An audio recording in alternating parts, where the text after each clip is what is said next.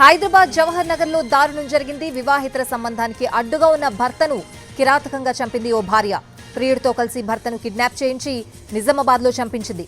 భర్త మృతదేహాన్ని జవహర్ నగర్ తీసుకొచ్చి అటవీ ప్రాంతంలో ప్రియుడు భార్య కాల్చేశారు. గత కొంతకాలంగా విలాసవంతమైన జీవితానికి అలవాటు పడిన కావ్య క్యాబ్ డ్రైవర్ తో వివాహితర సంబంధం పెట్టుకుంది. లోన్ యాప్ ద్వారా 8 లక్షలు తీసుకుని ప్రియుడికిచ్చింది.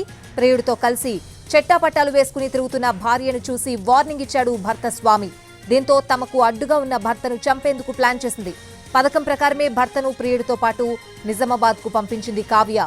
కారులో నిద్రపోతున్న స్వామిని కత్తితో ప్రియుడు పొడిచి చంపాడు. మృతదేహాన్ని కారు డిక్కీలో పెట్టుకుని ఒకరోజు పాటు తిరిగారు. తర్వాత స్వామి మృతదేహాన్ని జవహర్ నగర్ దగ్గరకు తీసుకొచ్చి కాల్చేశాడు. వారం రోజుల క్రితం గుర్తు తెలియని మృతదేహాన్ని రికవరీ చేశారు పోలీసులు.